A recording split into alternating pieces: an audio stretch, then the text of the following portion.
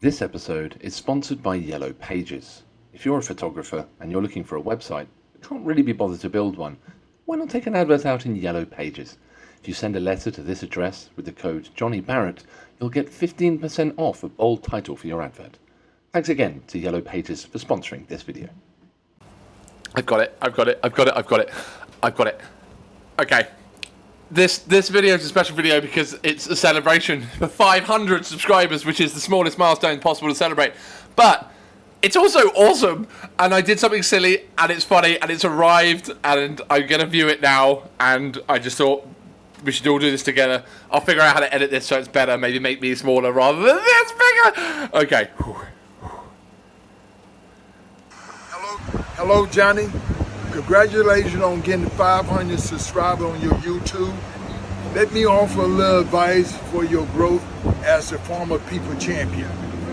Keep your audience first as you develop and grow.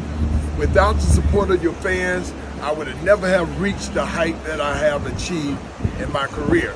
So Johnny, keep on being a great photographer, and you are doing a great work and are making amazing progress. Thank you for being a fan, and keep on working hard. Fight on. This is the greatest thing ever! Evander! Oh my god. I'm a low-key a boxing fan. I obviously paid for that, but that's the best money I've ever spent. That's brought a level of joy that's absolutely unridiculous, and this is this level of joy that I want to give to you guys for being subscribers, all 500 and whatever there are of you. I love it. I love the community of like 3 or 4 people we built in the comments on every video. I love that. I read everyone.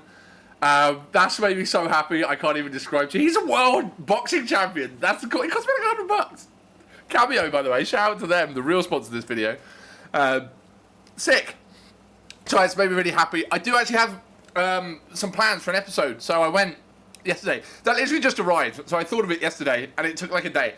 I'm gonna shut up. I've done a video on a photography for taking the GFX to the top of the Rock, because it is the highest building I could think of in terms of the highest peak of achievement that we've achieved on this channel. So I'm going to hold over and throw over. I haven't rehearsed any of this. It's still the same vibe, and go to show you some footage from the top of the Rock and some photos that we took up there. They're okay. But this is mainly from me to say thank you to everybody, especially Evander Holyfield, the former heavyweight champion of the world, for 500 subscribers. This is as happy as I get. I love you all, and I'll see you in the next video, or may even come up again on this video if it edits poorly. But lots of love. Take care. All the best. So, good news everybody, it edited poorly. So now we're going to do a little bit of a walk to Top of the Rock. Now, this is uptown, I obviously live downtown, so whilst I was up there, I also, God knows why, decided to think it was a very good idea to check out Times Square.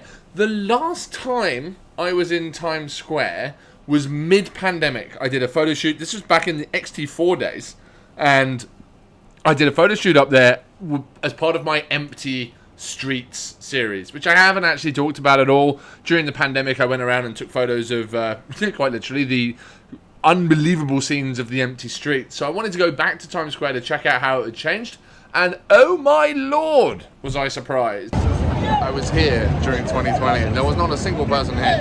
I'll show you I'll show you a picture. I took this on my XT4. I don't love looking at images of this period because I equate them with quite a lot of sadness, but I think you'll agree it's literally would be impossible to get a shot like this again. See? No, I'm waiting for the pixel peepers to go, hang on a minute, there's some people in this. But no, this is exactly what Times Square looks like today. This was shot on the 23mm GF lens, which actually is really well suited for insane scenes like this. Times Square is back, baby. So if you like that kind of thing, unsubscribe. No, I'm kidding. I actually quite like this shot. Through the magic of editing, we are transported to the top of the Rockefeller Center. It takes ages to get up here. I bought an express pass. It cost me an extra $20. It saved me probably an hour and a half of nonsense. I would highly recommend it to anybody that values their time on this sweet earth. let's take you through a couple of the images I took up here. There are a couple of different levels. The south and the north are the best views, so let's start with them. We'll pause it there just for a quick word from our sponsor, Yellow Pages. Sometimes to solve a problem, you need to approach it from a different angle. Video. Good old Yellow Pages. We can help in all kinds of unexpected ways. Hello. Can you transfer some old 8mm cinefilm to video? You can. Happy birthday, Mum. What have we here? Naughty videos. Let's see, shall we?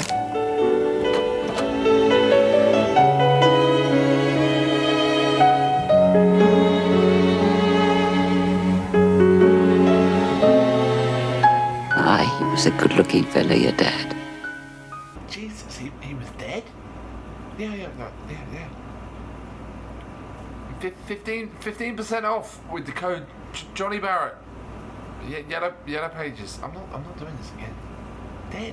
Why'd you kill him? Now, obviously, getting a spot at the top of the rock is hard. So I decided to turn this into a photo opportunity, mainly because I like the contrast between this happy couple, who are pretty insufferable, and this single woman taking a photo of herself looking resolved. There's images everywhere. If you're going to viewpoints, don't always focus on the landscape, especially if there's lots of ditzy people around. They can be quite fun too. Oh, this is more of a lament at the state of modern architecture. The one on the right went up in 2015. It cost $1.25 billion, and in that miserably lousy piece of architecture resides the most expensive apartment building in Manhattan, which is the Penthouse, which I think sold for around $280 million. On the left is a much more like hipster, old-school niche building called the Empire State. That went up for a cost of $40 million, which even if you adjust it for inflation, it still costs less than $500 million, which is crazy given one's completely iconic and the other one is just a small tube for billionaires to live in. Judging by the cloud cover, we might be in for a banger of a sunset. Nope, turns out I was horribly wrong on that one, but I zoomed in on the south side of the building and onto the Empire State. Obviously, you guys know how good this resolution is. This was shot with the 120. No tripod, because you're not allowed them up there, but I'll just save you some time and zoom out, because my computer processing power is all over the place. I'm with this image. I'm pretty impressed that we were able to do this with the 120 handheld to that level of sharpness. It really speaks to the GFX's capabilities, but as for sunsets, the north side was a little better. So longer term viewers of the channel will know that I've been desperately seeking a use for my 23mm, which is about 18mm equivalent GFX lens. I finally found it, and I must say it is optically incredible. I really love this shot. I made the very best of the very limited amount of light that was offered for sunset, but finally found something to fill the frame and look beautiful. So what better place to stop and say thank you to everybody for being part of this journey. Here's to the next 500, here's to the next 5 million. Fuck it, let's go all the way. But I really appreciate you guys being here, and I hope you have a wonderful week. Big love. All the best. Bye-bye. What have we here? Naughty videos. Let's see, shall we? Wait, so it's her immediate instinct that her son's bought her porn for her birthday?